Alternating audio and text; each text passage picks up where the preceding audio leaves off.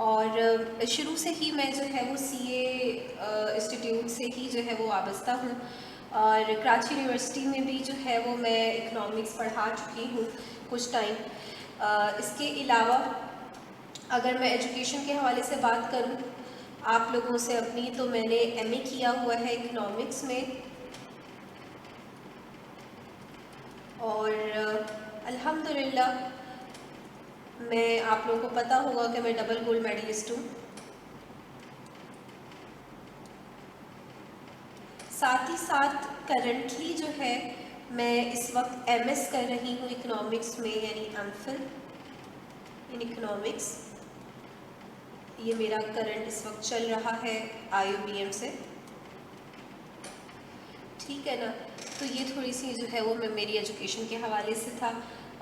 मैंने अपनी बुक भी सीए, जब सीए लेवल पे आपको पता होगा कि इकनॉमिक्स का जो कोर्स था पहले कैफ में पढ़ाया जाता था, तो मैंने अपनी बुक भी इकनॉमिक्स की जो है वो पब्लिश करवाई थी।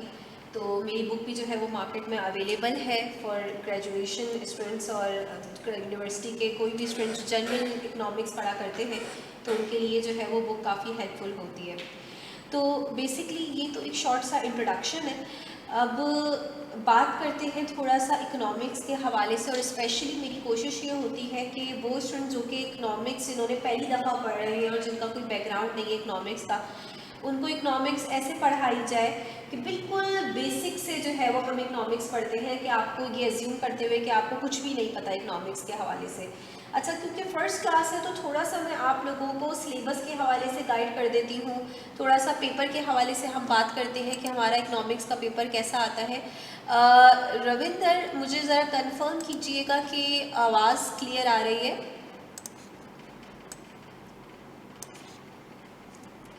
तो बेसिकली अगर हम सिलेबस की बात करें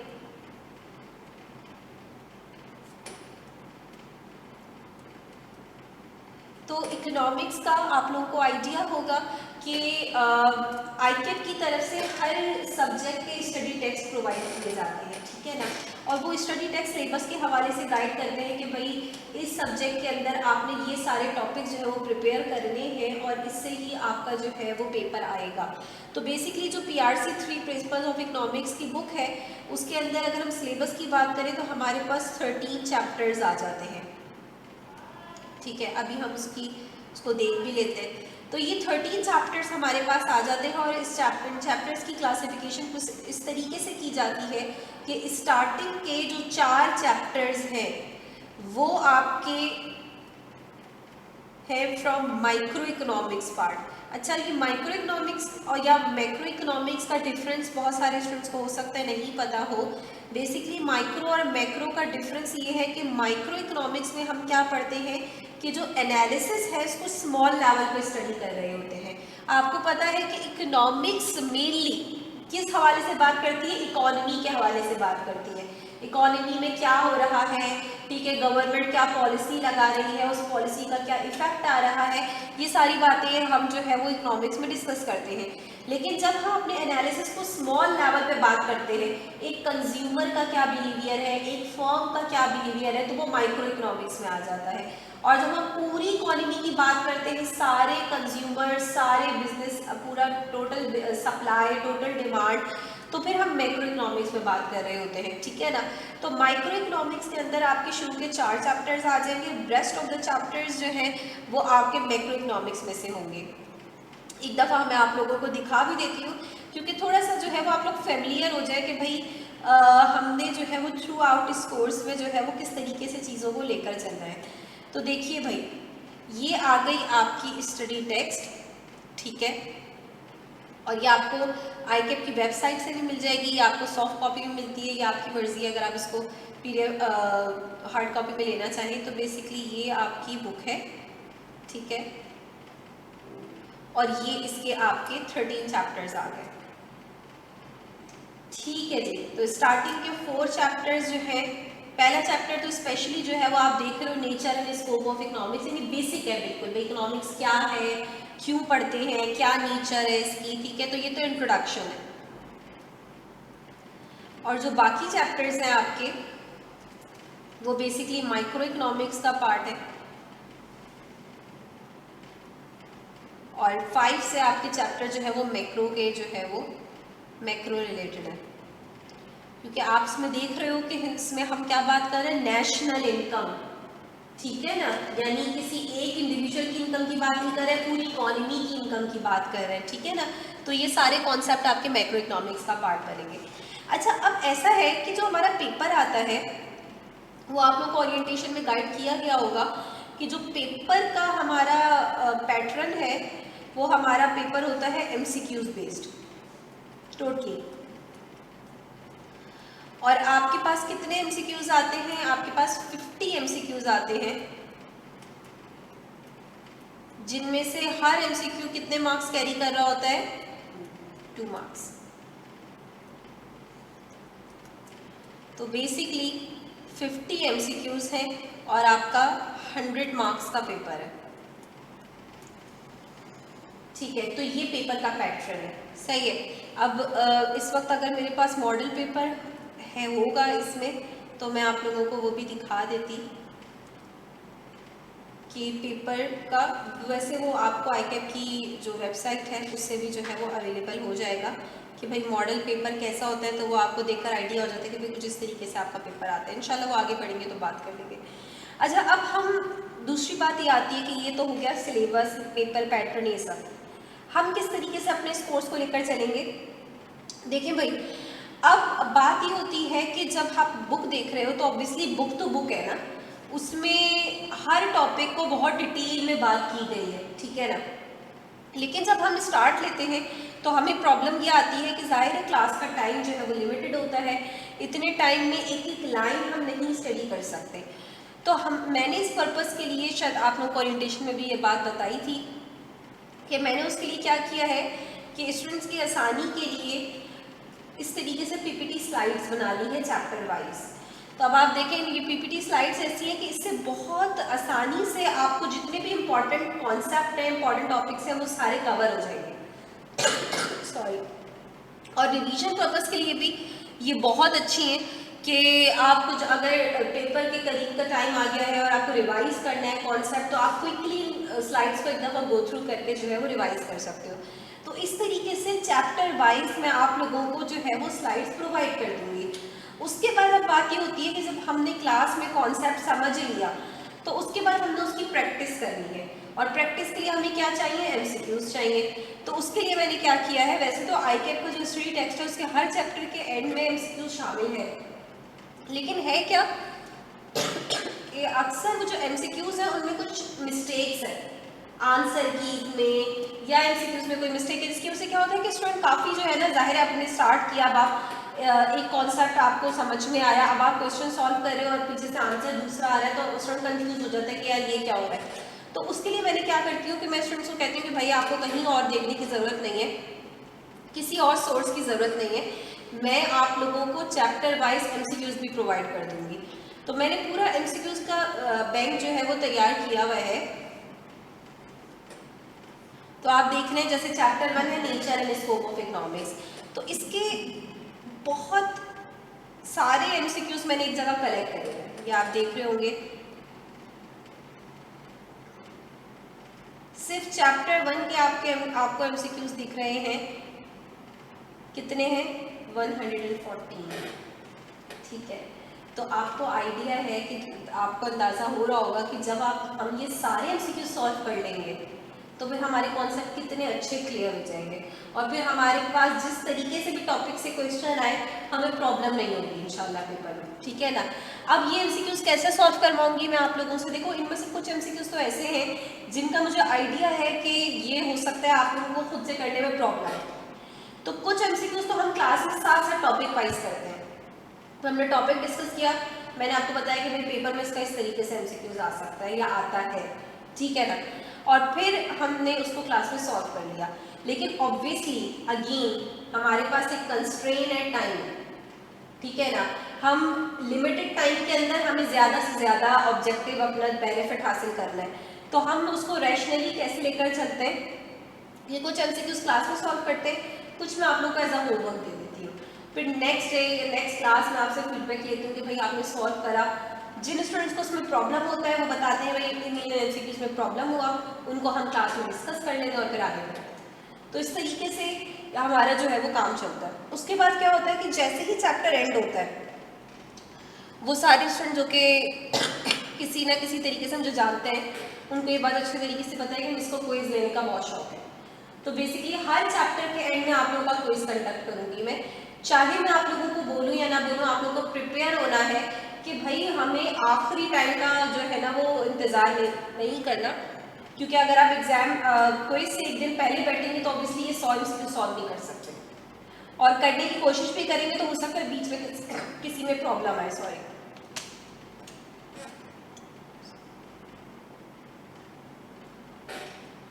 तो हम क्या करेंगे कि हम साथ MCQ सॉल्व करेंगे और फिर इसी तरीके से चैप्टर एंड होगा तो आपने कोई प्रॉब्लम नहीं होगी, हम इजीली जो है वो क्विज कंडक्ट कर लेंगे, ठीक है ना। ये हो गई हमारी बात। लास्ट बात ये है कि हर स्टूडेंट जो भी पढ़ने आता है उसको ये तो होता है कि ठीक है मुझे कॉन्सेप्ट समझना है, मुझे ये कोर्स जो है जाहिर है कि भाई हमें सिर्फ पास नहीं करना, हमें समझ के पास करना है। लेकिन अल्टीमेट ऑब्जेक्टिव क्या होता है, हर डिसीजन का एक ऑब्जेक्टिव होता है ना। तो अल्टीमेट स्टूडेंट का ऑब्जेक्टिव क्या होता है, पेपर पास करना है यार, बस पेपर निकल जाए, ठीक है ना। तो उसके लिए मैं आप लोगों को एक और आखिरी इंपॉर्टेंट बात बता दूं जिससे आप लोगों को जो है ना वो एक तसल्ली हो जाए कि हाँ ठीक है कोई प्रॉब्लम वाली बात नहीं है। देखिए एग्जाम से पहले कुछ टाइम मैं क्या करती हूँ, आप लोगों को एक इम्पॉर्टेंट MCQs की फाइल प्रोवाइड करती हूँ, ठीक है ना। और ये वो MCQs होते हैं जो एज इट इज आपके पेपर में आ रहे होते हैं, यानी तकरीबन आपके 20-25 MCQs 50 में से उस फाइल में से आ जाता है एज इट इज। तो आपके आधे मार्क्स तो कंफर्म ही हो जाते हैं, ठीक है। तो इसलिए लेकिन ये फाइल मैं आप लोगों को स्टार्ट में बिल्कुल प्रोवाइड नहीं करूँगी, क्योंकि मेरी कोशिश ये होती है कि स्टूडेंट जो है वो जितने ज़्यादा MCQs सॉल्व करे, जितनी प्रैक्टिस करे उतना अच्छा है। लिमिटेड MCQs दे दूंगी तो बस आप उसी की तैयारी करना शुरू कर देंगे, ठीक है ना। तो वो आखिर में आप लोगों को प्रोवाइड करूँगी। आप लोगों से मुझे क्या चाहिए, ऑब्वियसली मुझे एक अच्छा खासा टाइम हो गया है सब्जेक्ट को पढ़ाते हुए, मुझे बहुत अच्छे से आइडिया है कि चीज़ों को कैसे लेकर चलना है, स्टूडेंट को कहाँ प्रॉब्लम होती है, क्या है। मुझे आप लोगों से बस कुछ चीज़ें रिक्वायर्ड है, आप लोग बस उसका मुझसे प्रॉमिस करें कि भाई हम ये काम करेंगे, आगे कोई प्रॉब्लम वाली बात ही नहीं है, ये हमारी रिस्पॉन्सिबिलिटी है कि आपको पेपर कैसे पास करवाना है। पहली चीज़, कोशिश करें फिजिकल आने की क्लास में, और अगर फिजिकल नहीं आ सकते तो लाइव क्लास में अपनी मैक्सिमम कोशिश करें थ्रू आउट कि हमने रिकॉर्डेड पे नहीं जाना। रिकॉर्डेड वर्जन बिल्कुल हमारे पास है हमारी फैसिलिटी के लिए, ठीक है। इन केस कोई इमरजेंसी हो जाती है, कुछ ऐसा प्रॉब्लम हो जाता है, नहीं ले पाते तो ठीक है, रिकॉर्डेड क्लास हमें लेनी है। नेक्स्ट क्लास होने से पहले हमें कोशिश करना है कि हम रिकॉर्डेड देखकर आए ताकि हमें नेक्स्ट क्लास में प्रॉब्लम ना, लेकिन कोशिश करें फिजिकल आए या लाइव क्लास में। दूसरी चीज़, जो होमवर्क दिया जाए उसको आपने करना है। ये नहीं कि मिस फलां सब्जेक्ट का भी होमवर्क मिला हुआ था, ये भी असाइनमेंट मिला हुआ था, आपने कोशिश करनी है शुरू से कि हर सब्जेक्ट को एक टाइम असाइन करना है कि भाई हमने डेली कोशिश करनी है कि थोड़ा सा ही टाइम सही लेकिन देना ज़रूर है, ठीक है। इकोनॉमिक्स में एक चीज़ बड़ी इंपॉर्टेंट है, वो ये कि यहाँ पे जो कॉन्सेप्ट है ये बहुत इंटर रिलेटेड है। अगर आपने आज की क्लास नहीं ली, कल की क्लास में आपको प्रॉब्लम होगी। तो आपको क्या करना है कि हर क्लास के से पहले आपने जो प्रीवियस क्लास के कॉन्सेप्ट है उसको रिवाइज करके आने, ताकि आपके लिए पिक करना आसान हो, ठीक है ना। अदरवाइज जब तक आपको पिछले कॉन्सेप्ट समझ में आना शुरू होंगे हम आगे बढ़ चुके होंगे, ठीक है ना। तो रिवीजन बड़ा इंपॉर्टेंट है। तो कोशिश करिएगा क्लास आपने प्रॉपर लेनी है, होमवर्क करना है और क्विज ज़रूर अटेम्प्ट करना है। ये 3 काम कर ले, पेपर पास करना बहुत आसान है, ठीक है ना। तो इकोनॉमिक्स में कहती हूँ कि भाई इकोनॉमिक्स बहुत मुश्किल सब्जेक्ट नहीं है, पर जो स्टूडेंट्स इसको बहुत लाइट ले लेते हैं उनके लिए फिर इसको निकालना बहुत प्रॉब्लमेटिक हो जाता है, और एक दफ़ा रुक जाए तो बस, क्योंकि कॉन्सेप्चुअल है, टोटली कॉन्सेप्चुअल है। हमने शायद इंटर में जिन्होंने पढ़ा होगा आपको पता चलेगा कि इंटर लेवल से कितना मुख्तलिफ है। इंटर में तो क्या होता है भाई, इंटर कॉमर्स आप लोगों ने पढ़ा है, क्या कैसे तैयारी करी थी इकोनॉमिक्स से पेपर नहीं, मतलब समझ के करी थी या 5 ईयर देखी है भाई? 5 ईयर। यही होता है ना हमारे इंटर के अंदर, तो हमारे यही पैटर्न होता है कि भाई 5 हमने देखी भाई पिछले सालों में ये क्वेश्चंस रिपीट हो रहे हैं, ठीक है, उन क्वेश्चंस की तैयारी करें जाके अटेंड करें। यहाँ पे ऐसा कुछ भी नहीं कि भाई फला टॉपिक इंपॉर्टेंट है उसकी तैयारी करनी है, या स्टूडेंट पूछते हैं कि बस कौन सा चैप्टर करें कि बस हमारा पेपर निकल जाए, ऐसे सवाल आते हैं। तो याद रखना कि पीआरसी के अंदर क्योंकि एमसीक्यूज बेस्ड है, तो किसी भी टॉपिक से आपकी क्वेश्चनिंग हो जाएगी। इवन ये कि जो स्टडी टेक्स्ट है उसकी कोई लाइन उठा के दे देता है वो आपको, यहाँ तक आ जाता है। तो इंटर से हमें बिल्कुल डिफरेंट जो है ना वो अपना लेकर चलना है। इंटर में जो हुआ हो गया, निकल गया, पास हो गए, लेकिन अब आपने वो वाला जो है ना वो अपना माइंड सेट नहीं बनाना कि ठीक है एग्जाम से पहले बैठ के पढ़ेंगे, इंपॉर्टेंट टॉपिक्स हमें मिल जाएंगे, तैयारी करें, पेपर निकल जाना है। आपने साथ साथ लेकर चलना है, कॉन्सेप्चुअल है। अदरवाइज क्या होगा, सेम कॉन्सेप्ट जरा सा डिफरेंट तरीके से वो पूछेगा, आप पेपर में बैठे होंगे परेशान कि ये क्या कर रहे हैं, ठीक है ना। असल में सॉरी, मेरी आज जो है ना वो तबीयत बिल्कुल ठीक नहीं थी, और मेरा बिल्कुल नहीं था कि मैं आज क्लास में लेती हूँ, क्योंकि फर्स्ट क्लास थी तो मुझे लेनी पड़ गई। अदरवाइज मौसम आपको पता है चेंज हो रहा है, तो ये प्रॉब्लम्स आ रही हैं। चलिए जी, तो ये थ्रू आउट था। आपने क्योंकि लेट ज्वाइन करा, लेकिन आप ओरिएंटेशन में तो कोई नई बात हमने नहीं करी, हमने उन्हीं बातों को डिस्कस किया कि चीज़ें कैसे लेकर चलनी है। चलिए, अच्छा आपका बैकग्राउंड क्या है? ए लेवल्स है। आपने इकोनॉमिक्स ऑप्ट करी थी, ओ लेवल्स में करी थी, ठीक है ठीक है ठीक है। तो ओ लेवल इकोनॉमिक्स भी जो करके आ रहे हैं उनके लिए कोई इतनी प्रॉब्लम वाली बात नहीं है, तकरीबन वही सारे कॉन्सेप्ट है। अच्छा जी, तो बेसिकली जो हमारा चैप्टर 1 है इसको थोड़ा सा जो है डिस्कस करना स्टार्ट करते हैं, जितना मुझसे हो सका, जितना मुझसे बोला गया। तो जो चैप्टर 1 है वो आपका बेसिकली बेस कर रहा है nature and scope of economics पे। हमने इस सब्जेक्ट में मैं ये आप लोगों को सबसे पहले तो बताऊंगी कि भाई इकोनॉमिक्स का मतलब क्या है, ये सब्जेक्ट की ज़रूरत क्यों पड़ी, ठीक है, ये सब्जेक्ट क्या वैल्यू एडिशन करता है, आपकी पर्सनालिटी में क्या चेंज लेकर आता है। बेसिकली आपका जो सीए है वो उसका जो बेसिक कोर्स है, जो बेसिक जिस पे उसकी इंपॉर्टेंस होती है, आपको पता है वो अकाउंटिंग है, अकाउंट्स इसका जो है वो मेन है। लेकिन ये बात याद रखना, और ये बात आगे जाके आपको बहुत अच्छे से सॉरी रियलाइज होगी कि वो बंदा जिसको सिर्फ अकाउंटिंग आती है उसको सिर्फ हिसाब किताब आता है, ठीक है ना। इकोनॉमिक्स आपको बताती है, जब कोई आप बड़े लेवल पे जाते हो ना, सीएफओ लेवल पे, सीओ लेवल पे, तो वहाँ पे आपको क्या करना होता है, मेनली आपको डिसीजन मेकिंग करनी होती है, ठीक है ना। किस टाइम पे इन प्रॉब्लम्स को देखते हुए, कंस्ट्रेंट्स को देखते हुए क्या डिसीजन लेना है, और ये डिसीजन मेकिंग बगैर इकोनॉमिक्स के बहुत मुश्किल है। जब आप इकोनॉमिक्स पढ़ते हो तो आपको पता चलता है कि किस तरीके से गिवन कंस्ट्रेंट में रहते हुए आप अपने रिसोर्सेज को मैक्सिमम और बेहतर तरीके से यूटिलाइज कर सकते हो। तो इकोनॉमिक्स सबसे पहली चीज़ जो आपके अंदर लेकर आती है, जो वैल्यू एडिशन होती है आपकी पर्सनालिटी में, होती है डिसीजन मेकिंग पावर आती है। आप अपनी इकोनॉमी को समझना शुरू करते हो, अपने सराउंडिंग को समझना शुरू करते हो। वैसे क्या होता है कि भाई फला पॉलिसी लग गई, ये हो रहा है वो हो रहा है, आप जस्ट पढ़ते हो आगे बढ़ जाते हो, आपको नहीं पता होता। लेकिन जब आप प्रोफेशनल लाइफ में आते हो या आप कोई अपना बिजनेस कर रहे हो, तो देन आपको रियलाइज होता है कि यार ये सारी पॉलिसीज जो है इसका इकोनॉमी पे क्या इम्पैक्ट पड़ रहा है, और कैसे मुझे अपना डिसीजन उन पॉलिसीज के अकॉर्डिंग चेंज करना है। अगर मैंने नहीं करा तो मुझे क्या प्रॉब्लम्स आ सकती है।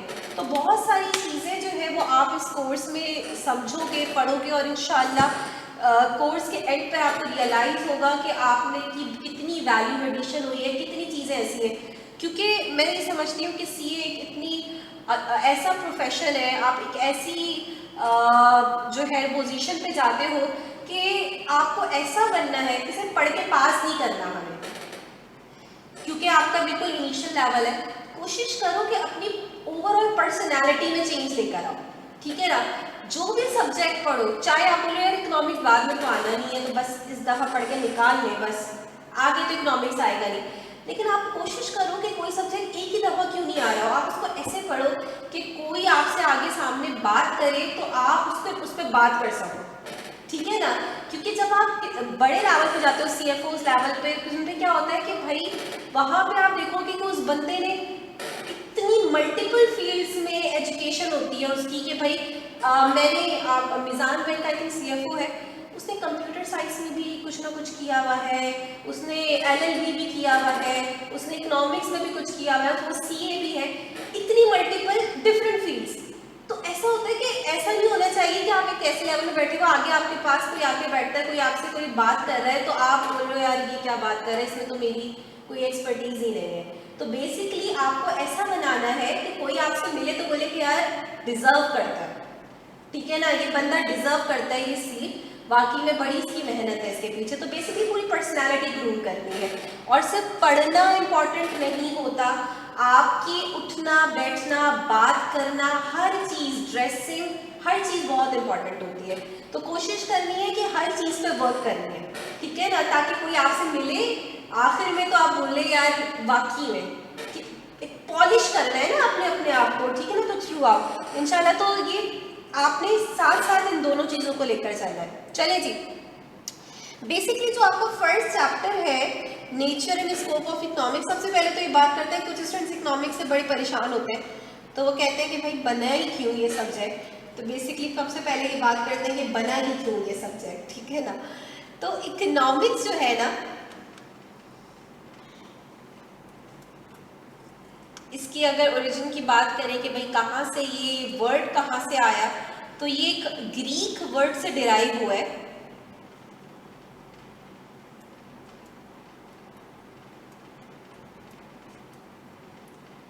और वो ग्रीक वर्ड था आपका ओइकोनॉमोस।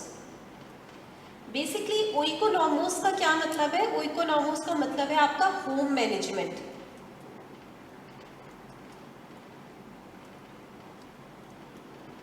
हो सकता है किसी को ये हो कि भाई इकोनॉमिक्स और होम मैनेजमेंट का आपस में क्या कनेक्शन है।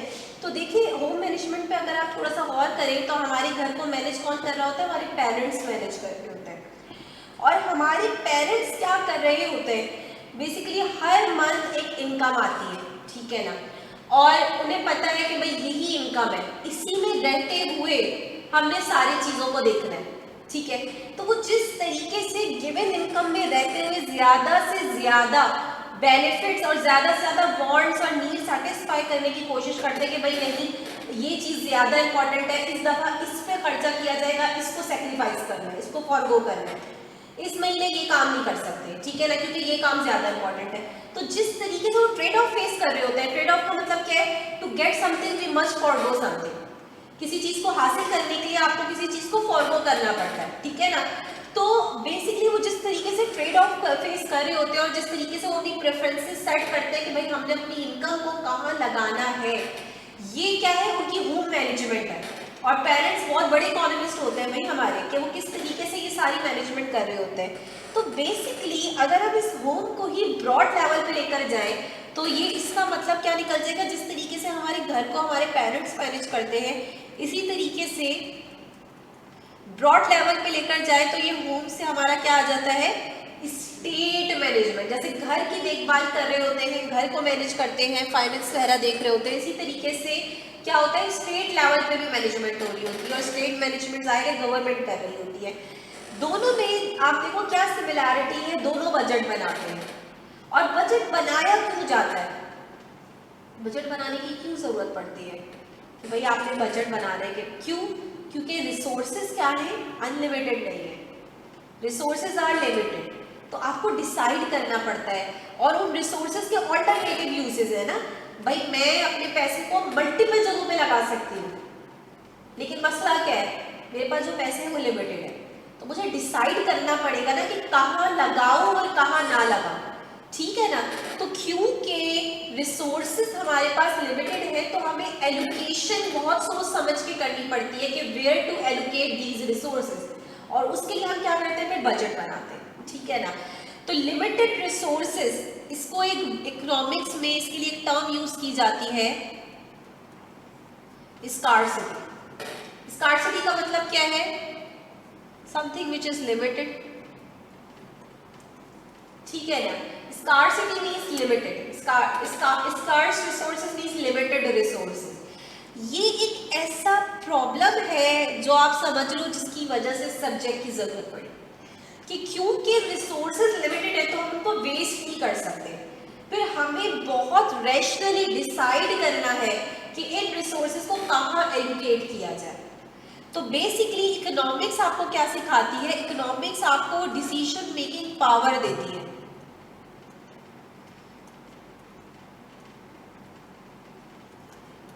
इकोनॉमिक्स आपको सिखाती है कि how to allocate these scarce resources efficiently,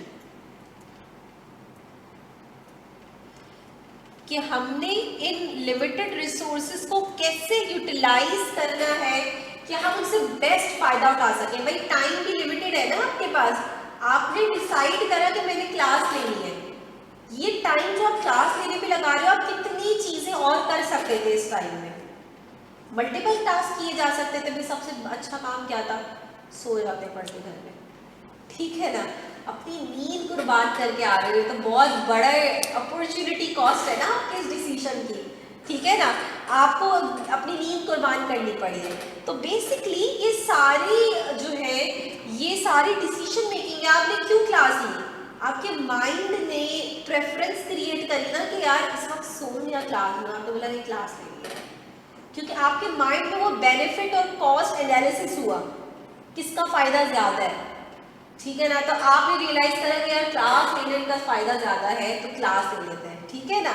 तो यही काम इकोनॉमिक्स आपको सिखाती है कि भाई कैसे रिसोर्सेज को एलोकेट करना है, ठीक है। अब मजीद इसको बोरिंग नहीं बनाऊंगी, आगे चलते हैं। अच्छा, जो पहला टॉपिक आपके पास आता है ना इकोनॉमिक्स के अंदर, वो आता है related to definition of economics. दो चीज़ें हैं, कोशिश ये करेंगे अपने कॉन्सेप्ट जितने भी हैं इकोनॉमिक्स के, उनको एग्जाम्पल्स यूज करके थोड़ा सा इंटरेस्टिंग बनाएं, ठीक है ना। और जो कॉन्सेप्ट बोरिंग होंगे उनको मैं बहुत ज़्यादा ड्रैग नहीं करूँगी, ठीक है ना। जैसे कि डेफिनेशन है इकोनॉमिक्स का, फला बंदे ने वो कहा, फला बंदे ने ये कहा, ठीक है ना। तो जितनी इंपॉर्टेंट बातें होंगी उनको डिस्कस करेंगे, आगे बढ़ेंगे, ठीक है ना। तो क्लास को जो है इंटरेक्टिव रखना है और बोरिंग नहीं करना। देखो भाई, ये जो आपके सामने बंदे बने हुए हैं, ठीक है ना, ये कौन है? इन्होंने मुश्किल क्रिएट करी है हमारे लिए, इन्हें पता होगा, है ना। यही है जिन्होंने सब्जेक्ट को इंट्रोड्यूस करवाया बेसिकली। इससे पहले ऐसा नहीं कह सकते थे कि इकोनॉमिक्स की कोई एग्जिस्टेंस नहीं थी, लेकिन economics as a separate subject introduce नहीं हुआ था।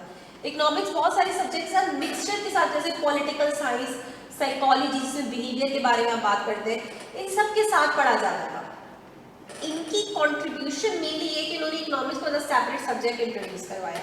इसी वजह से इनको हम क्या कहते हैं? फादर ऑफ इकोनॉमिक्स या फिर फाउंडर ऑफ इकोनॉमिक्स, ठीक है ना।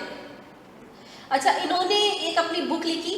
वैसे तो अगर मैं आप लोगों का एग्जाम बनाऊं तो मैं ये बातें कभी भी ना पूछूं आप लोगों से, क्योंकि बहुत आसान, ऐसी कोई बात नहीं है टेस्ट होने वाली ना, अभी तक हुई है ये कॉन्सेप्ट, अभी तक आपके पेपर में टेस्ट नहीं हुआ। लेकिन फिर भी इन चीज़ों को थोड़ा सा अपने जहन में रखना कि भाई उनकी बुक का नाम था द वेल्थ ऑफ नेशंस। नाम तो काफ़ी बड़ा था, आपके सामने लिखा हुआ है, लेकिन मशहूर इस नाम से थी।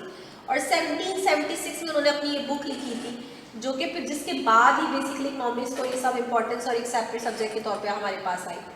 अच्छा, सेकंड पॉइंट लिखा हुआ, he is the founder of classical school. तो ये बेसिकली कोई उनके स्कूल का नाम नहीं है जहां वो पढ़ा करते थे। ये क्या है क्लासिकल स्कूल? अगर तुम लोग नहीं बोलोगे तो मेरी चाय ठंडी हो जा रही है।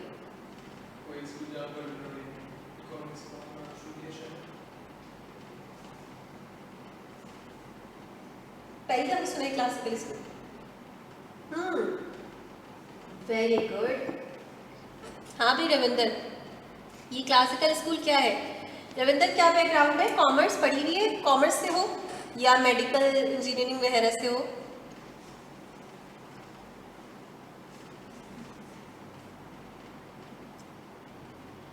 रविंदर कह रहे तंग नहीं करे मिस, अभी कौन टाइप करे की मेहनत। रविंदर पता क्या बोल रहे हैं? मिस उमरकोट से। रविंदर आपका बैकग्राउंड पूछ रही हूँ एजुकेशन का।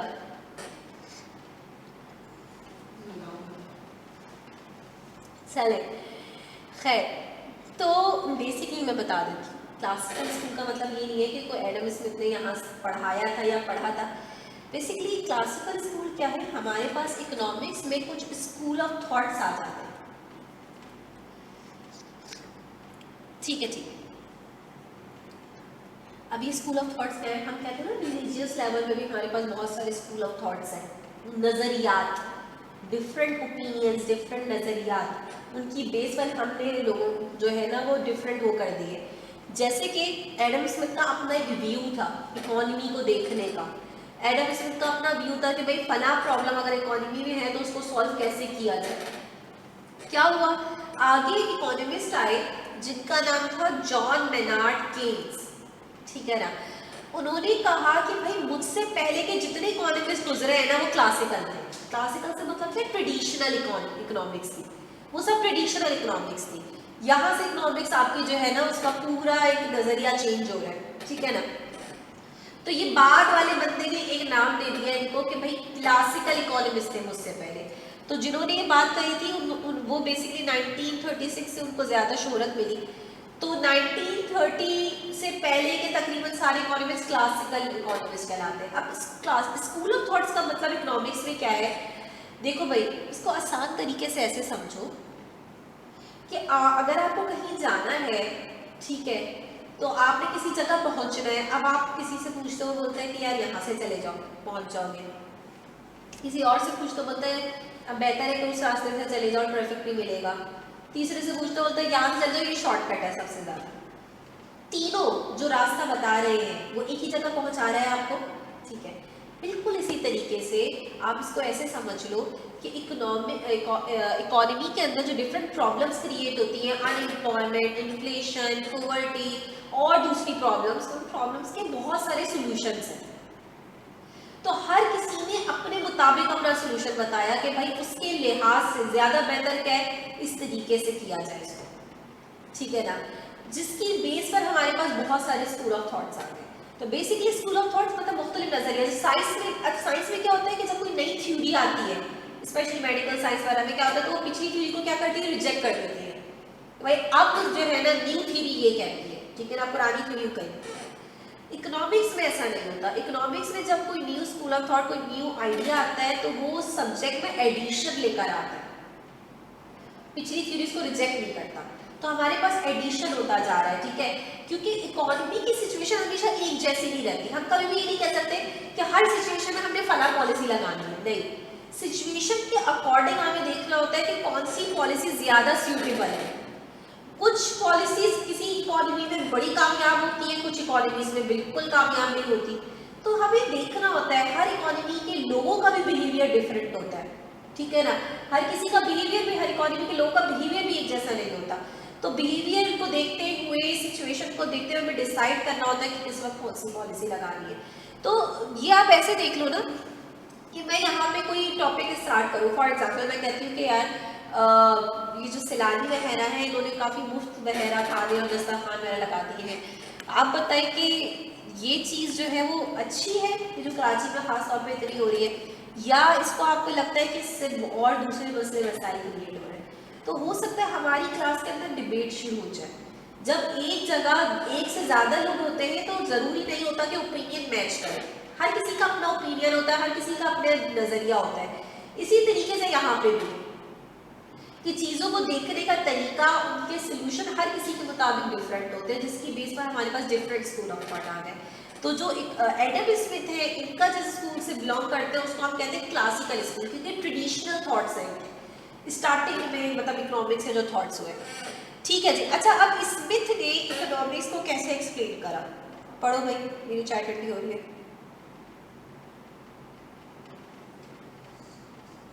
क्या कह रहे हैं? Economics is a science of, अब ओ लेवल वाले और इंटर वाले ये तो पढ़ के आए होंगे। ये मत कहना कि ये भी नहीं पढ़ा था कि एडम स्मिथ इकोनॉमिक्स के हवाले से क्या कहते हैं।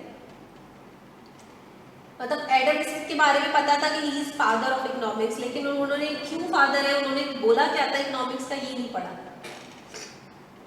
ठीक है, अच्छा, जब हम इसको डेफिनेशन को पढ़ते हैं ना, economics is a science of wealth, तो स्टार्टिंग में तो हमें कुछ समझ में नहीं आती ये बात कि हमें क्योंकि लग रहा होता है कि वेल्थ से सिर्फ क्या मतलब है, पैसा। और हमारे अक्सर टीचर्स भी यही बोल रहे होते हैं, वेल्थ पैसा है, माशियात, इकोनॉमिक्स दौलत का इल्म है, ठीक है ना, उर्दू में इसको ऐसे अक्सर टीचर्स बोलते हैं। ये बहुत ही नैरो डेफिनेशन है।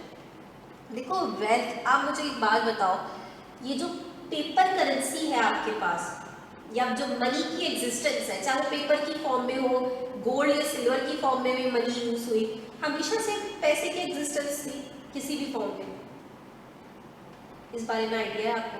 हमेशा से पैसा एग्जिस्ट करता था, हमेशा किसी चीज को खरीदने के लिए आपको कुछ देना होता था पैसे की फॉर्म में, कभी भी।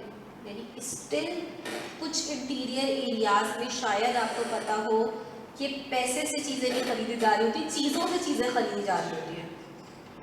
अभी भी कुछ इंटीरियर एरियाज में ये प्रैक्टिस हो रहा है कि कुछ खरीदना होता है तो बदले में आप कुछ दे रहे होते हो कि भाई साबुन लिया, फला चीज खरीद ली, कुछ भी एक्स वाई जेड। ये कहलाता है बार्टर सिस्टम। चीज़ों से चीज़ें, सर्विस, किसी चीज़ को देकर कोई सर्विस ले लेना, यानी बीच में मनी की एग्जिस्टेंस नहीं है। तो इतने पुराने टाइम में जब वो एक बात कह रहे हैं economics is a science of wealth, तो एज्यूम करते हैं बार्टर सिस्टम है, तो वेल्थ से मतलब क्या, दौलत होगी, खाली पैसा होगा, पैसे की तो एग्जिस्टेंस ही नहीं है। तो बेसिकली वेल्थ क्या है, कोई भी ऐसी चीज़ जो वैल्यू रखती हो, जो हमारी वांट्स को सेटिस्फाई कर सके, हमारी नीड्स को पूरा कर सके, ठीक है ना, वो वेल्थ है। तो बेसिकली अगर हम बोले कि भाई पैसा है ही नहीं, तो फिर वेल्थ किसे बोलेंगे हम? ये चीज है ना, गुड्स एंड सर्विसेज, असल वैल्यू तो इनकी है ना, ठीक है ना। पैसा भी किसकी वैल्यू बता रहे हैं, गुड्स एंड सर्विसेज की बता रहे हैं। अब हम अगेन कंफ्यूज हो जाते हैं, हम बोलते हैं ठीक है वेल्थ का मतलब आपके अकॉर्डिंग एडम स्मिथ जो है वो मनी ही बोल रहे थे, गुड्स एंड सर्विसेज बोल रहे थे, तो इसका मतलब क्या, वो कहना क्या चाह रहे, economics science of wealth. Basically Adam Smith की सिर्फ ये एक लाइन से आपको बात समझ में नहीं आती। उन्होंने क्या किया, उन्होंने जो अपनी डेफिनेशन है इकोनॉमिक्स की, उसको उन्होंने 4 पिलर्स पे बेस कराया। उन्होंने कहा इकोनॉमिक्स के 4 पिलर्स हैं। पहले ज़माने में स्पेशली, अभी भी खैर ये नहीं कह सकते, लेकिन पहले जो है वो इस पर बहुत ज़्यादा नेशंस फोकस करते थे कि हमने दूसरी इकोनॉमीज पे कैसे जो है उनसे ऊपर जाना है, पावरफुल नेशन कैसे बनना है, क्योंकि ये बहुत ज़्यादा था ना आपका कि भाई फला इकोनॉमी पे कब्जा कर लिया, ठीक है, या तो जाग कर या वैसे ही, ठीक है। तो इकोनॉमीज की कोशिश होती है कि पावरफुल कैसे बनना है। तो एडम स्मिथ ने 4 पिलर्स बताए, उन्होंने बोला इस पे काम करें अगर आपको वेल्दी नेशन बनना है। कौन से 4 पिलर्स हैं? उन्होंने कहा नंबर 1 प्रोडक्शन ऑफ वेल्थ। अब जो लोग कहते हैं कि वेल्थ से मतलब सिर्फ पैसा है, तो प्रोडक्शन ऑफ वेल्थ का क्या मतलब हुआ, पैसा बनाना, अजीब सी बात हो गई ना ये तो। दूसरा पिलर वो कहते हैं एक्सचेंज ऑफ वेल्थ। तीसरा वो कहते हैं डिस्ट्रीब्यूशन ऑफ वेल्थ।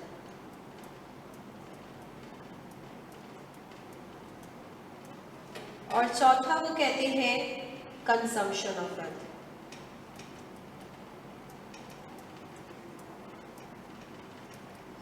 ये 4 पिलर्स हैं जिन पे एडम स्मिथ ने अपनी इस डेफिनेशन को जो है वो बेस करवाया। एक सेकंड जरा मैं बाहर से,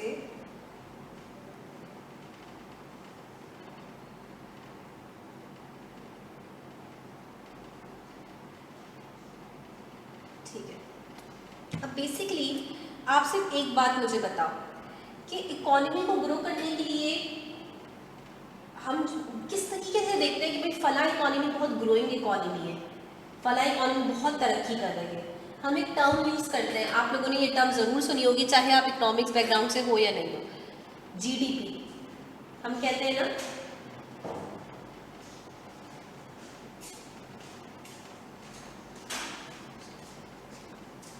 नहीं मैंने यही मैसेज किया, नहीं करो, अब आ गई हो तो ले लूँगी जैसे तैसे। तो हम कहते हैं कि भाई फला इकोनॉमी की जीडीपी ग्रोथ बड़ी अच्छी है। जी जीडीपी है क्या भला, बेसिकली ये जीडीपी यही बताती है कि एक साल के अंदर किसी इकोनॉमी ने कितने वैल्यू के गुड्स एंड सर्विसेज प्रोड्यूस करे। यानी आप जितनी ज्यादा प्रोडक्शन करते हो आपकी जीडीपी उतनी ज्यादा क्या होती है, बढ़ती है। यानी हमने ग्रोथ का एक इंडिकेटर क्या यूज किया हुआ है, प्रोडक्शन। रीजन हमने कोई और क्यों इंडिकेटर नहीं यूज किया, प्रोडक्शन को क्यों इतनी इंपॉर्टेंस दी, क्योंकि प्रोडक्शन से सारी चीजें रिलेट करती है। सिर्फ ये अज्यूम करें कि एक जगह पर एक इंडस्ट्री थी जिसने बड़ी एम्प्लॉयमेंट क्रिएट करी हुई थी, वो इंडस्ट्री बंद हो जाती है फॉर व्हाट एवर रीजन, उससे क्या इम्पैक्ट क्रिएट होगा। सबसे पहले क्या हुआ, जैसे ही प्रोडक्शन बंद हुई लोग अनएम्प्लॉय हो गए, ठीक है ना। प्रोडक्शन ऑफ वेल्थ कम हुई, एक्सचेंज नहीं होगा ना, जब वो चीज ही नहीं बन रही है तो किस चीज से क्या एक्सचेंज होगा लोगों से। डिस्ट्रीब्यूशन ऑफ वेल्थ का क्या मतलब है, डिस्ट्रीब्यूशन ऑफ वेल्थ का मतलब ये कि जब भी कोई चीज प्रोड्यूस होती है तो वो कैसे प्रोड्यूस होती है। हम इकोनॉमिक्स में कहते हैं कि there are 4 factors of production. Factors of production कौन से, वो चीजें जो कि किसी भी चीज को प्रोड्यूस करने के लिए रिक्वायर्ड होती है। कौन कौन से यार, ये बता देना मुझे। Land, labour, capital, entrepreneur, 4 factors है भाई। ये इंस्टीट्यूट सर्विस प्रोवाइडर है ना, सर्विस प्रोवाइड कर रहा है, इसके लिए पहली चीज क्या चाहिए, जगह चाहिए आपको, ठीक है ना। आपने जगह ली, ठीक है, आपको कैपिटल चाहिए, लैपटॉप्स, फर्नीचर, ये सब इसका कैपिटल है जो फैसिलिटेट कर रहे हैं आपको ये सारी चीजें। तीसरा भाई लेबर चाहिए आपको, पढ़ाएगा कोई ना कोई, सर्विस देगा आपको, ठीक है। फिर इन तीनों चीजों को कंबाइन कौन कर रहा है, एंटरप्रेन्योर, जिसने डिसाइड करा कि मैंने ये काम करना है, सरकार। तो बेसिकली 4 फैक्टर्स जब कंबाइन होते हैं ये तभी कोई चीज प्रोड्यूस होती है। तो हम कहते हैं किसी भी चीज को प्रोड्यूस करने के लिए 4 फैक्टर्स रिक्वायर्ड होते हैं, land, labour, capital and entrepreneur.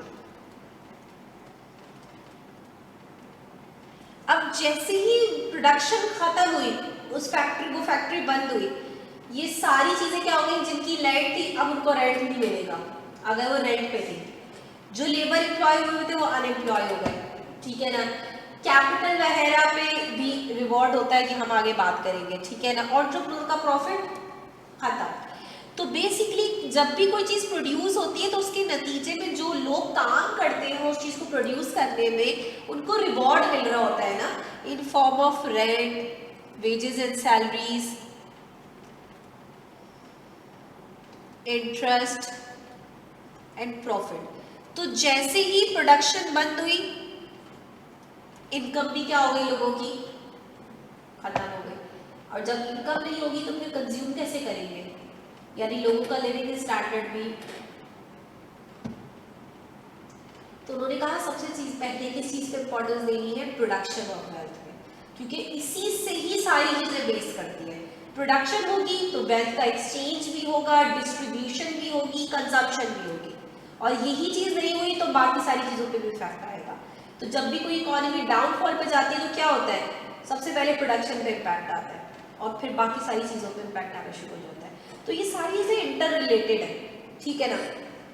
तो ये 4 पिलर्स थे जिसपे एडम स्मिथ ने अपनी डेफिनेशन को बेस करवाया था कि अगर किसी भी, उनकी बुक का नाम क्या है, वेल्थ ऑफ नेशन।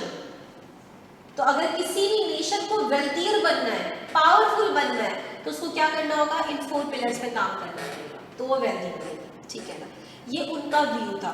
तो उन्होंने सिर्फ इसी बात पे इंपॉर्टेंस दी, लेकिन उनको बहुत ज़्यादा क्रिटिसाइज किया गया। उनको कहा गया कि भाई आप एक ऐसा सब्जेक्ट इंट्रोड्यूस करवा रहे हैं जो सिर्फ वेल्थ पे फोकस कर रहा है, इससे बहुत सारी दूसरी प्रॉब्लम्स क्रिएट हो सकती है। तो उनको बड़ा क्रिटिसिज्म फेस करना पड़ा। उनके बाद एक इकोनॉमिस्ट है, बहुत सारे इकोनॉमिस्ट हैं, आपके सिलेबस में 3 इकोनॉमिस्ट की डेफिनेशन ऐड है, एल्फ्रेड मार्शल। अच्छा, एल्फ्रेड मार्शल की डेफिनेशन यहाँ ऐड करने का मकसद ये था कि इन्होंने इकोनॉमिक्स का जो फोकस है वो वेल्थ से चेंज करके किस पे लेकर आ गया, वेलफेयर में।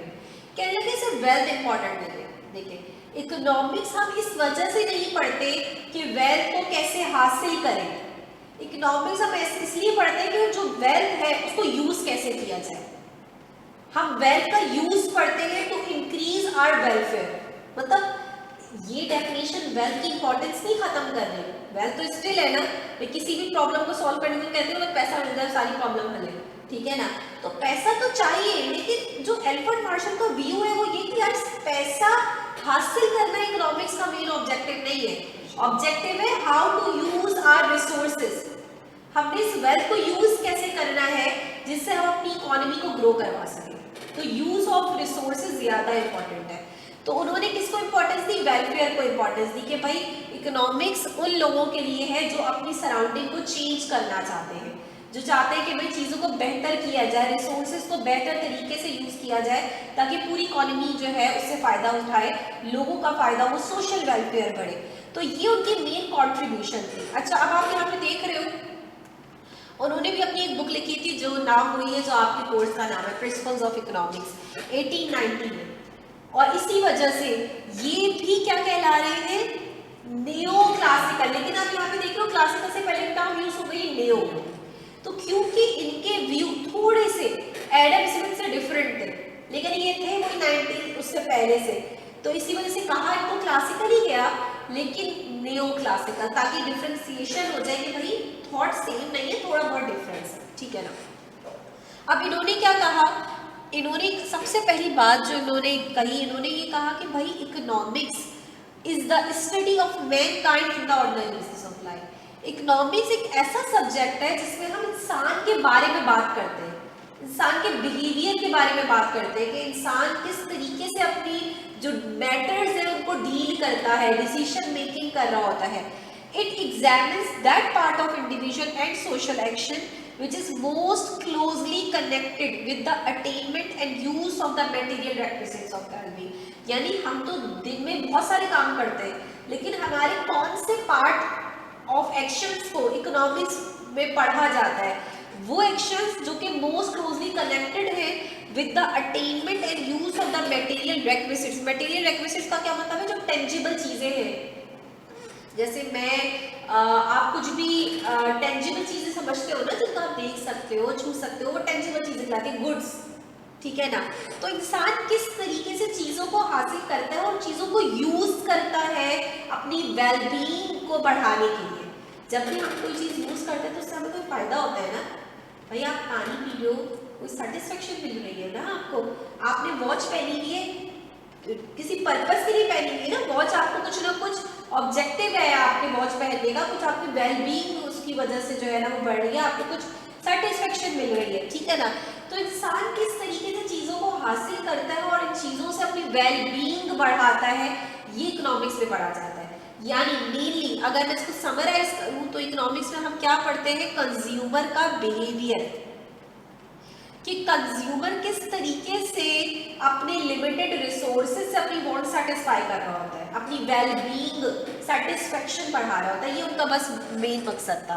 तो आपने परेशान नहीं होना कि पता नहीं क्या कह रहे हैं, अजीब सी बातें, आपने सिर्फ इतनी बात याद रखनी है कि इनकी मेन कॉन्ट्रीब्यूशन क्या थी, कि इन्होंने इकोनॉमिक्स का जो फोकस था वो वेल्थ से किस पे लेकर आ गए, वेल्थ, ठीक है। वेल्थ इंपॉर्टेंट नहीं है, उस वेल्थ को यूज करना इकोनॉमी के लिए ये इंपॉर्टेंट है। इसके बाद लास्ट इकोनॉमिस्ट आए हमारे पास जिनका नाम क्या था, रॉबिन्स। रॉबिन्स ने रॉबिन्स की जो डेफिनेशन दी कि he belongs to modern school of thoughts, क्योंकि आप देख रहे हैं 1932 में इन्होंने बुक लिखी है ना, nature and significance of economic science. तो जो रॉबिन्स की डेफिनेशन है ये मोस्ट एक्सेप्टेबल डेफिनेशन कहला जाती है, तब ये अभी तक की सबसे एक्सेप्टेबल डेफिनेशन है, क्योंकि इन्होंने क्या किया, इन्होंने जो डेफिनेशन दी वो कहा जाता है कि उसका बहुत ब्रॉड एस्पेक्ट है, नैरो नहीं करी उन्होंने किसी चीज पर, सिर्फ वेल्थ सेंटर्ड नहीं करा उसको, या किसी एक चीज तक महदूद नहीं करा, उन्होंने उसको काफी ब्रॉड कर दिया। अब आपने क्या करना है कि इस डेफिनेशन को पढ़ना है और मुझे बताना है कि ये कहना क्या चाह रहा है, क्योंकि अभी तक जितनी हमने बातें करी है इकोनॉमिक्स के हवाले से, उन बातों को जहन में रखते हुए आपको ये डेफिनेशन आ जानी चाहिए समझ में।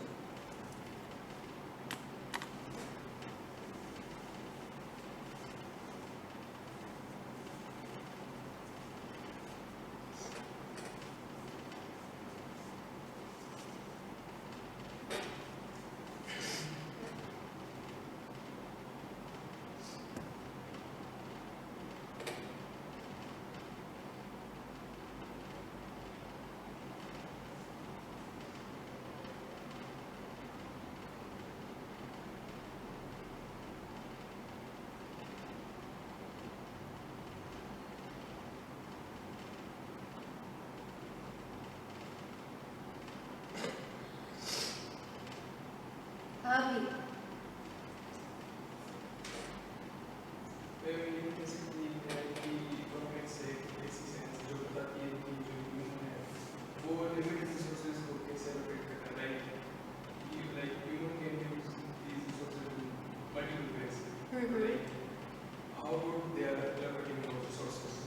ठीक है, सही है। और कोई अपने ओन वर्ड्स में इसको समझाना चाहेगा? देखो अभी हम यही बात कर रहे थे ना, स्टार्ट से जो हमने बात स्टार्ट करी थी वो ये थी प्रॉब्लम क्या है इकोनॉमिक्स की, फंडामेंटल इकोनॉमिक प्रॉब्लम जिस पे ये सब्जेक्ट बेस कर रहा है।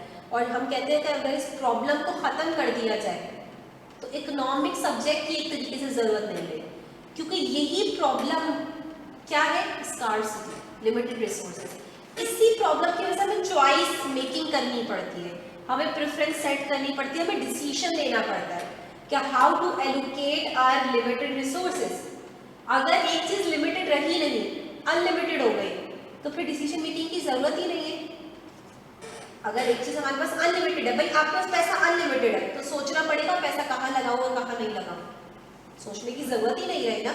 तो जब हमारे पास कोई चीज़ लिमिटेड होती है तो ही हमें डिसीजन मेकिंग लेनी पड़ती है कि भाई इसके ऑल्टरनेटिव यूजेस है, कहाँ लगाऊं मैं इसको कि उसकी बेस्ट यूटिलाइजेशन हो, ठीक है ना। तो पहला प्रॉब्लम जाहिर है आपको यहाँ पे दिख रहा है लिमिटेड रिसोर्सेज का। दूसरा इशू क्या है, resources are limited but our wants unlimited. हमारी ख्वाहिशात क्या है, उनकी कोई लिमिट है, ठीक है। हम कहते हैं यार जो बंदा जो है जिसके पास, लड़कों के पास अगर बाइक नहीं होगी बोलेंगे यार बाइक लेंगे, बाइक आ जाएगी फिर बस अब मैं खुश हूँ, अब पूरी ज़िंदगी में बाइक पे सफ़र करूँगी। गाड़ी लेनी है यार, अभी तो जो है ना वो फला गाड़ी है, अब जगह बड़ी गाड़ी लेनी है, ठीक है। ये ख्वाहिशात कभी ख़त्म नहीं होती इंसान की, जब एक चीज़ मिल जाती है उसको दूसरी उससे बेहतर चीज़ चाहिए होती है। लेकिन प्रॉब्लम क्या है कि इन ख्वाहिशात को पूरा करने के लिए जो रिसोर्सेज रिक्वायर्ड है, इकोनॉमिक्स कहती है ये रिसोर्सेज क्या है, लिमिटेड है। तो जो बेसिक प्रॉब्लम आपके सामने यहाँ पे लिखी हुई है वो है human wants are unlimited but resources are limited. Finite है रिसोर्सेज, लिमिटेड है रिसोर्सेज, इसी वजह से। और इन रिसोर्सेज के क्या है, रॉबिन्स क्या कह रहे हैं, इन रिसोर्सेज के यूसेस क्या है, ऑल्टरनेटिव। एक लैंड है, उस लैंड पे स्कूल भी बना सकते हो, हॉस्पिटल भी बना सकते हो, स्टेडियम भी बना सकते हो, उसको एग्रीकल्चरल लैंड भी बना सकते हो, मल्टीपल वे में उस लैंड को हम यूज़ कर सकते हैं। अब ये हमारा डिसीजन है कि हमने उस लैंड को किस तरीके से, कहाँ, किस यूज़ में लगाना है, ठीक है ना। तो our resources have alternative uses. अब हमें डिसाइड करना है कि इन रिसोर्सेज को कहाँ एलोकेट करें कि उनकी बेस्ट यूटिलाइजेशन हो सके। मैं एक एग्जांपल हमेशा स्टूडेंट्स को बताती हूँ, तो मुझे वो एग्जांपल इस वजह से इतनी अच्छी लगती है कि वो एग्जांपल आपको इसका पूरा एक बात समझा देती है कि भाई आप एज्यूम करें कि आपको गवर्नमेंट कहती है कि भाई हम आपको ये फंड्स दे रहे हैं, ठीक है, आपको जो है ना ट्रांसपोर्ट सिस्टम में कुछ चेंजेस लेकर आने हैं। अब आपके पास दो ऑप्शन हो सकते हैं, दो से ज़्यादा हो सकते हैं। हम इसको चीज़ को आसान करके, एग्जाम्पल को आसान करके समझते हैं। अब मैं तो यार एक तो ये काम कर सकता हूँ कि जो कार्स है ना, लग्जरी कार्स है, इनको प्रोड्यूस करूँ, ठीक है ना, बड़ा प्रॉफिट है ये वो। हमें गवर्नमेंट का भी ऑब्जेक्टिव जहन में रखना है। गवर्नमेंट का क्या ऑब्जेक्टिव होता है, गवर्नमेंट अपना प्रॉफिट नहीं देखती, सोशल वेलफेयर देखती है। तो बेसिकली एक तो काम ये कि भाई लग्जरी कार्स वगैरह इन सबको प्रोड्यूस किया जाए, ये इनको बेहतर बनाया जाए। दूसरा क्या है, पब्लिक ट्रांसपोर्ट पे काम किया जाए, इसको बेहतर बनाया जाए, ठीक है ना। अब रिसोर्सेज लिमिटेड है, दोनों चीज़ों पे नहीं लगाए जा सकते। कहाँ लगाना ज़्यादा से ज़्यादा फायदा क्रिएट करेगा, पब्लिक ट्रांसपोर्ट को इम्प्रूव करना। क्योंकि अगर आप पब्लिक ट्रांसपोर्ट पे लगाओगे तो उसका फ़ायदा सिर्फ एक मखसूस क्लास के लोगों को नहीं होगा, उसका फ़ायदा पूरी सोसाइटी को होगा, पूरी इकॉनमी को होगा। तो यही चीज़ इकोनॉमिक्स आपको सिखाती है कि क्योंकि रिसोर्सेज लिमिटेड है और उनके ऑल्टरनेटिव यूसेज है, तो आपने अपने उन लिमिटेड रिसोर्सेज को ऐसी जगह एलोकेट करना है कि उससे आपको सबसे ज़्यादा फायदा हो सके। यानी अगर आप उसके अलावा किसी ऑल्टरनेट पे जाते हो तो इतना फायदा किसी और ऑल्टरनेट, कोई और डेटा दे रहा हो, तो आपको बेस्ट एलोकेशन करनी है, बेस्ट यूटिलाइजेशन करनी है अपने रिसोर्सेज की, ये इकोनॉमिक्स आपको सिखाती है। ठीक है, तो यही रॉबिन्स कह रहे हैं अपनी डेफिनेशन में कि it is the science which studies human behaviour. इसमें इंसान का बिहेवियर पढ़ेंगे, ठीक है ना, as a relationship between multiple ends. Ends का मतलब क्या है यहाँ पे, बॉन्ड्स। मल्टीपल एंड्स का मतलब मल्टीपल बॉन्ड्स है, अनलिमिटेड बॉन्ड्स है इंसान की, लेकिन जो रिसोर्सेज है वो क्या है, लिमिटेड है और उनके ऑल्टरनेटिव यूजेस है। तो इंसान किससे बिहेव करता है कि वो लिमिटेड रिसोर्सेज में रहते हुए कैसे अपने वांट्स को सेटिस्फाई करने की कोशिश करता है, ये इकोनॉमिक्स में हम पढ़ेंगे। तो हम कंज्यूमर के बारे में पढ़ेंगे, फर्म्स के बारे में पढ़ेंगे, गवर्नमेंट के बारे में पढ़ेंगे। हर कोई एक ही प्रॉब्लम फेस कर रहा है डिसीजन मेकिंग करते हुए, और वो है लिमिटेड रिसोर्सेज। जब हमारी गवर्नमेंट किसी एक जगह ज्यादा पैसा लगा देती है बजट में, हर साल बजट आने के बाद क्या डिबेट छिड़ती है, भाई गवर्नमेंट ने जो है ना डिफेंस पे इतना लगा दिया।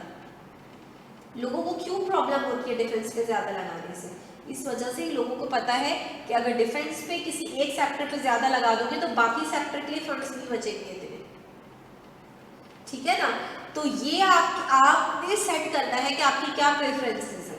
तो गवर्नमेंट की प्रेफरेंसेस दिख रही होती है बजट से कि गवर्नमेंट किस सेक्टर को ज्यादा प्रेफर कर रही है। हम कहते हैं भाई एजुकेशन सेक्टर पे जीडीपी का तकरीबन 2% ही लग रहा है, पता नहीं कितने सालों से चेंज ही नहीं हो रहा। तो यानी हमारी प्रेफरेंस नहीं है एजुकेशन सेक्टर, हमारी प्रेफरेंस ज्यादा क्या है, डिफेंस पे लगाया जाए, ठीक है। तो ये सारी चीजें हैं जो कि इकोनॉमिक्स में हम पढ़ रहे होते हैं। कोई प्रॉब्लम यहाँ तक, कोई मुश्किल बात तो हमने कर ही रही है, सिंपल बात है, ठीक है। अच्छा, अब आते हैं भाई नेचर पे।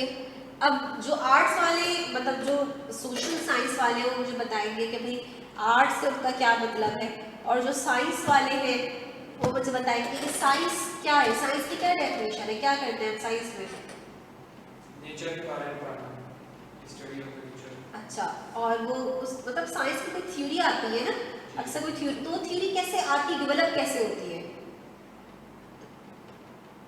मतलब हमें पूरा सिस्टमैटिक वे में हम देखते हैं ना चीज़ों को, कि पहले भैया आपने कोई चीज़ ऑब्जर्व करी, आपने उसका एनालिसिस करा, उसको क्लासिफाई करा, देन आपने एक थ्योरी डेवलप करी, और वो थ्योरी बताती क्या है, आपको कॉज एंड इफेक्ट रिलेशन बताती है। ये होगा तो उसकी वजह से ये रिएक्शन आएगा, ये कॉज एंड इफेक्ट रिलेशन है जो हम साइंस में पढ़ते हैं। जबकि आर्ट्स क्या है, उन्हीं थ्योरीज की एप्लीकेशन। तो हमने कहा कि इकोनॉमिक्स साइंस में फॉल करती है या आर्ट्स में फॉल करती है। तो अब जो इकोनॉमिक्स जो पढ़ चुके हैं उनको पता है कि इकोनॉमिक्स में जो आप थ्योरी पढ़ते हैं, एक बड़ी फेमस थ्योरी है लॉ ऑफ डिमांड, ठीक है। अब ये थ्योरी क्या कहती है, इसकी सिंपल बात करती है कि जब भी किसी चीज की प्राइस बढ़ती है तो कंज्यूमर उसकी डिमांड क्या कर देता है, कम कर देता है।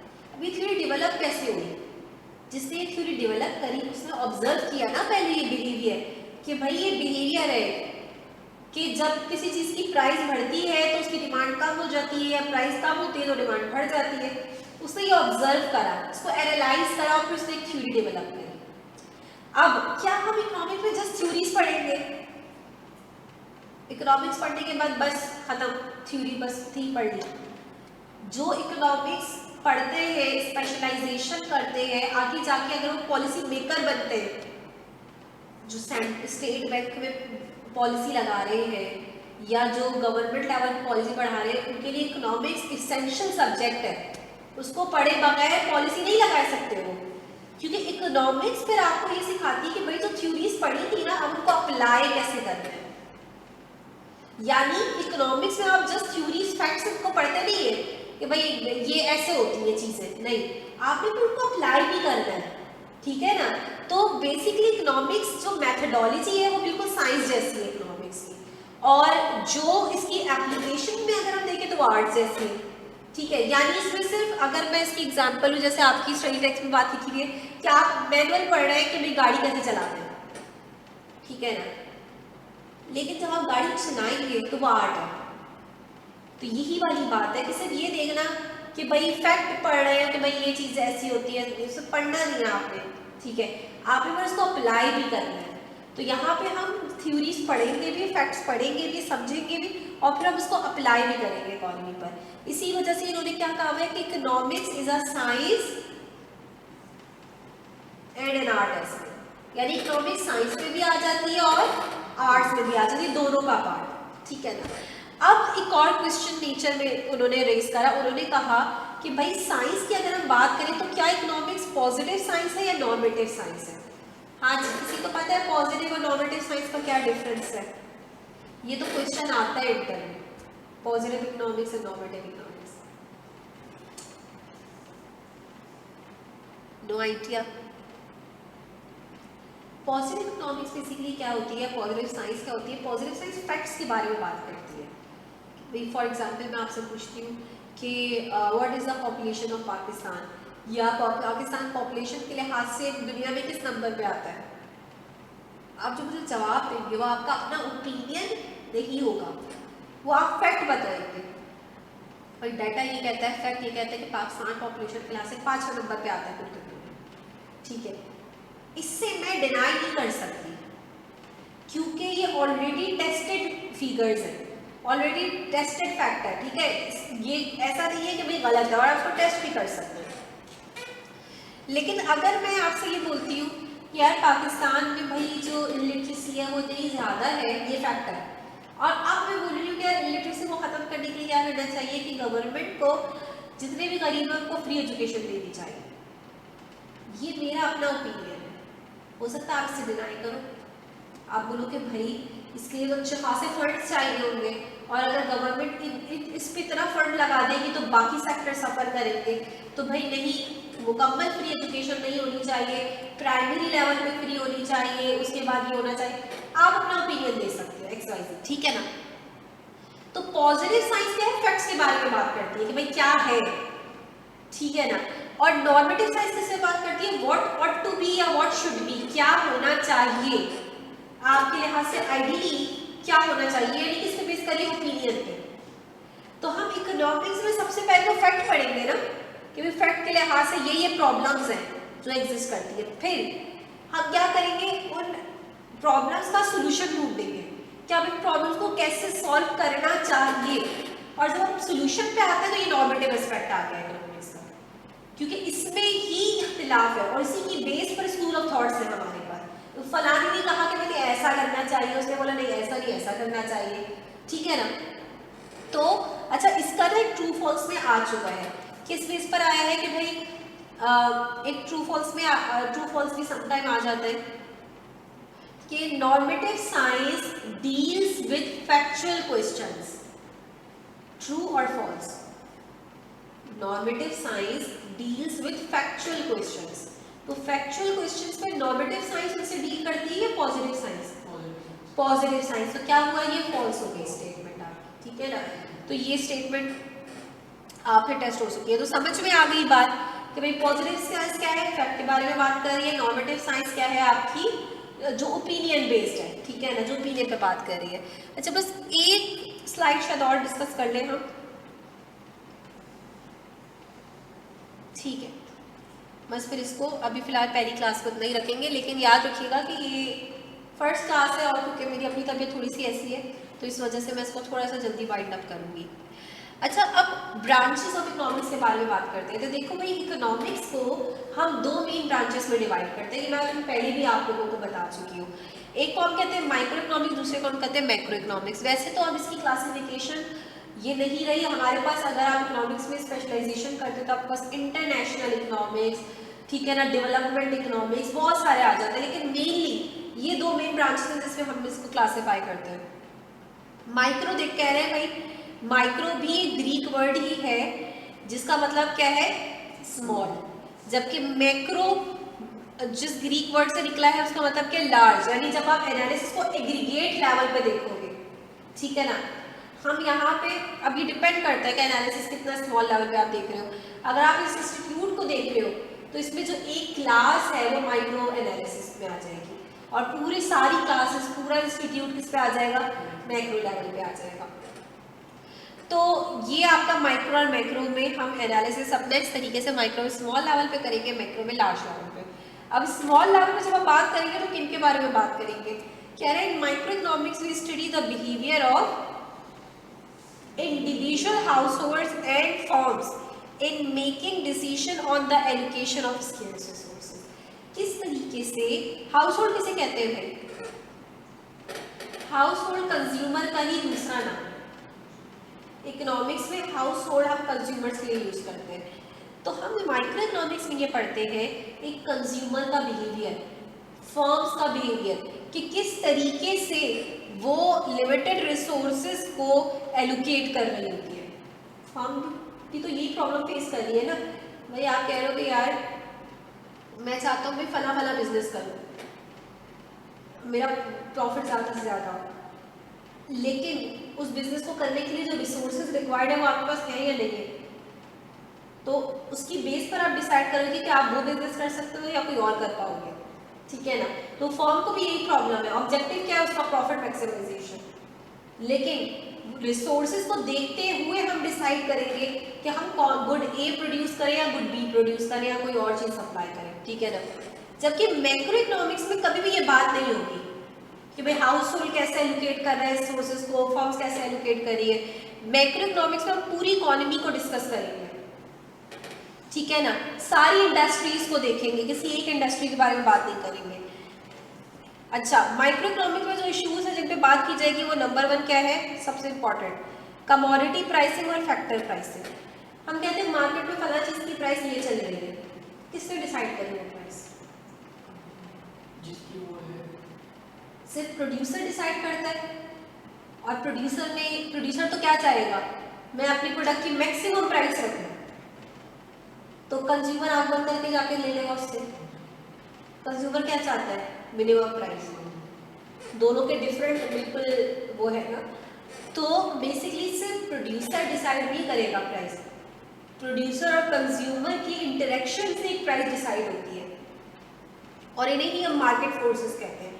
तो किसी भी चीज़ की प्राइस डिसाइड होती है by demand and supply forces, कि बायर क्या कह रहा है, एक बायर की अपनी बार्गेनिंग होती है ना आपस में, उसकी बेस पर एक प्राइस डिसाइड होती है। तो हम एक माइक्रो इकोनॉमिक्स को इसी वजह से, एक और नाम है माइक्रो इकोनॉमिक्स को, हम माइक्रो इकोनॉमिक्स को जो है वो आपकी जो है वो कहते हैं कि माइक्रो इकोनॉमिक्स में हम प्राइस थ्योरी भी कहते हैं इसको, भाई हम इसमें प्राइसिंग डिसीजन के बारे में बात करते हैं, किसी भी चीज़ की प्राइस कैसे डिसाइड होती है, प्रोडक्शन के बारे में बात करेंगे, कंजम्पशन के बारे में बात करेंगे। जबकि मैक्रो इकोनॉमिक्स के इश्यूज देखें आप, नेशनल एम्प्लॉयमेंट, किसी एक बंदे की जॉब लगने से हम नहीं कहेंगे भाई इकोनॉमी में बड़ी एम्प्लॉयमेंट बढ़ गई है, ठीक है ना। एक चीज़ की प्राइस बढ़ने से हम बोलेंगे महंगाई हो गई है, यानी ये वो है जो इकोनॉमी लेवल पे हो रहे हैं, किसी एक इंडिविजुअल लेवल में बात नहीं कर रहे हम। नेशनल आउटपुट, गवर्नमेंट पॉलिसीज, ये सारे इशूज हैं जिनको हम इसमें डिस्कस करेंगे, सॉरी मैक्रो इकोनॉमिक्स में। तो ये थ्रू आउट हमारी डिस्कशन रहेगी। आज इसको जो है वो यहीं तक ही रखते हैं, इसको एक दफ़ा आप बुक से ज़रूर रिवाइज कर लीजिएगा, और जब आप बुक से देखें, बुक में देख रहे हैं डिटेल है तो थोड़ा सा इसको पढ़ लीजिएगा। लेकिन बुक के अंदर एक बात बस मैं यहाँ पे मेंशन कर दूँ कि जब आप माइक्रो और मैक्रो पोर्शन में आए तो इसकी बहुत ज़्यादा डिटेल इन्होंने यहाँ पे लिखी हुई है। फिलहाल आपने इसको नहीं पढ़ना। क्या नहीं पढ़ना? Scope of micro economics, importance of study of micro economics, क्योंकि अभी आपने माइक्रो इकोनॉमिक्स पढ़ी नहीं है तो आपको इसमें से बहुत सारी बातें समझ ही नहीं आएंगी। एक चीज़ हमने पढ़ी नहीं तो हमें कैसे पता चलेगा उसके बारे में? जब आप पढ़ लेंगे तो फिर आपको ये बातें समझ में आ जाएंगी। तो अभी फिलहाल माइक्रो और मैक्रो के लिए तो वो काफ़ी है जो मैंने अभी आपको डिफरेंस बताया, ये इनफ है इस लेवल पर। हाँ, इससे पहले जो आपकी सारी बातें इन्होंने यहाँ पे है ना, जैसे 2 ही पेजेस होंगे आपके लिए, जस्ट 2 से 3, इसको पढ़ के आइएगा। शुरू से अपनी एक आदत डेवलप करेंगे स्टडी टेक्स्ट पढ़ने की तो वो रहेगी। शुरू से ही आपने कहा बस पीपीटी स्लाइड्स पढ़ लेते हैं, बस टाइम नहीं मिलता, फिर स्टडी टेक्स्ट पढ़ा ही रह जाएगा। तो मैं आपसे कह रही हूँ कि अक्सर स्टडी टेक्स्ट की एक लाइन भी उठ के आ जाती है पेपर में, तो स्टडी टेक्स्ट को इंपॉर्टेंस देनी है। पीपीटी स्लाइड्स में एक लाइन नहीं लिख सकती हूँ, उसमें सिर्फ इम्पॉर्टेंट पॉइंट्स लिखे हुए होते हैं मैंने, ठीक है ना। तो कोशिश करिएगा कि ये पेज ये हो गया आपका, जिसमें डेफिनेशंस है और दूसरे में नेचर ऑफ इकोनॉमिक्स है। इसको थोड़ा सा बुक से भी रीड करके आइएगा। इंशाल्लाह नेक्स्ट क्लास में फिर हम अपनी डिस्कशन आगे बढ़ाएंगे। सही है, कोई सवाल है, कुछ पूछना है? बुक कहाँ से मिलेगी? अच्छा, आप लोगों की जो ग्रुप है भी ओपन ग्रुप ही है आप लोगों का, हो गया आप लोग उसमें, फिलहाल मैं उसमें सेंड कर दूँगी आप लोगों को बुक। हार्ड कॉपी में वर्कर प्रोवाइड नहीं करता। अब ये आपकी मर्ज़ी, अगर आप उसको हार्ड कॉपी में लेना चाहो, PDF फॉर्म में पढ़ना चाहते हो तो आप PDF फॉर्म में उसको पढ़ लो। मैं आपको उसका सॉफ्ट कॉपी में आपको मैं प्रोवाइड कर दूँगी, ठीक है ना। बाकी ये स्लाइड्स वगैरह भी मैं प्रोवाइड कर दूँगी, अभी बुक से ही पढ़ो। अब तो कुछ टाइम बाद जब रजिस्ट्रेशन का प्रोसेस स्टार्ट हो जाएगा, अब तो डेमो क्लासेस है, तो फिर हम अपना एक सेपरेट ग्रुप बना लेंगे, ताकि फिर उसी में ही सारा मटेरियल वगैरह सब कुछ मैं आप लोगों से शेयर करती रहूँ, ठीक है ना।